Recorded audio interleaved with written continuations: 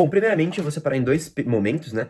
A primeira de valores numéricos e a segunda para explicar as ondas, os esboços.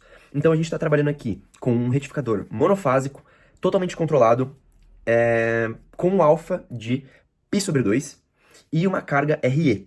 Então, a nossa carga com o nosso RA, a gente determina que a gente tem 8 ohms de resistência e nossa força contra a automotriz de 89 volts.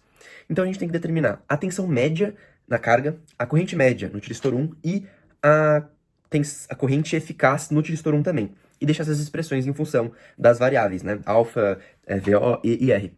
Então, primeiramente, eu só esbocei aqui rapidamente, só para ter uma noção de quais são os intervalos de integração para calcular os valores médios. E a gente determinou que, primeiramente, que o nosso período vai ser de 0 até π. Isso é importante para os cálculos, né, de valor médio. Então, vamos lá. Primeiramente, a gente vai precisar calcular o nosso θ1, que vai ser o momento, né, que o tiristor vai ser diretamente polarizado, em que a tensão de entrada supera essa força contra a eletromotriz. Então, no momento que ela iguala aos 89 volts, a gente determina isso com essa expressão de arcosseno de A, que é o E sobre raiz de 2VO, e a gente determina um valor, né, que é de 0,29 radianos, e por simetria, a gente sabe que da mesma maneira que ele polariza diretamente, ele vai parar de polarizar no outro, quando ele estiver caindo, né? Então a gente consegue calcular esse momento com π menos o valor de θ1. Então a gente determina que esse é o valor em que o tiristor para de conduzir. Beleza. Então temos o nosso θ2, que depois futuramente nas integrais eu vou chamar de beta. A gente já tem os períodos, então a gente sabe que de 0 a alfa a gente vai ter a tensão do E, né? Nossa força contra a automotriz. De alfa até θ2, a gente vai ter a nossa tensão de entrada. E depois de θ2 até π, volta de novo a tensão, né, de 89 volts. Bom, agora para a expressão a gente divide basicamente isso nas três integrais e consegue descrever a expressão de tensão média na carga, né? Pro cálculo de corrente, expressão de corrente média no tiristor, a gente precisa lembrar que no momento que ele conduz, a gente consegue fechar uma malha. Logo, a gente consegue, por Kirchhoff, determinar qual que é a tensão na carga. Já que é uma carga RE, a gente equaciona isso por Kirchhoff e consegue isolar o I, a corrente. Então a gente chega numa expressão da corrente, I de ômega t, né?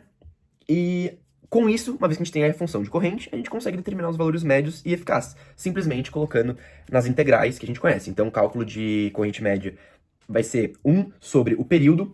Dessa vez, como a gente está falando de um tiristor, que ele opera em pares, cada um em um semiciclo, dessa vez o período vai ser 2π. E o nosso intervalo de integração vai ser de alfa até beta, né? Alfa até aquele θ2.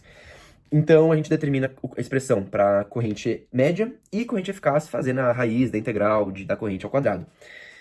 Bom, substituindo os valores que a gente tem de alfa com π/2, a tensão 220 de entrada, 89 volts para E R de 8 ohms, a gente consegue determinar 147 volts como tensão média na carga, 3,66 amperes de corrente média no tiristor 1 e 8,97 amperes para corrente eficaz no tiristor 1. E para as formas de onda, o que é importante?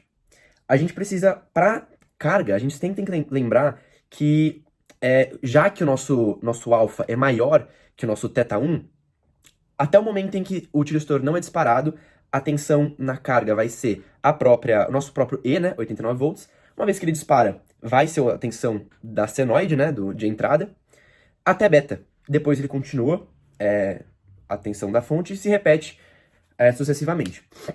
Já a tensão no tiristor 4, como no começo, enquanto a gente não chega no nosso θ1, a nossa tensão da nossa contra-eletromotriz vai ser dividida nos tiristores. Por isso que ela começa em 44,5 volts, menos 44,5 volts. Então ela vai excursionando até o nosso π/2. Neste momento é disparado o tiristor, tensão 0. Isso até o nosso beta. No momento que o beta acaba, ele para de conduzir.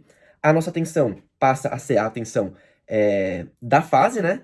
E aí, no momento que o outro tiristor dispara, ele aumenta nessa tensão, vai sendo 2 vezes, né, a nossa tensão dos tiristores. Então a gente tem o dobro da tensão como esforço no tiristor. Por isso que ele chega nesse menos 311 volts. E aí, para a corrente, a gente só substitui a nossa expressão de corrente para o valor máximo, que é de π/2, determina 27,7 amperes, e desenha, né, uma meia onda, né? Então é isso.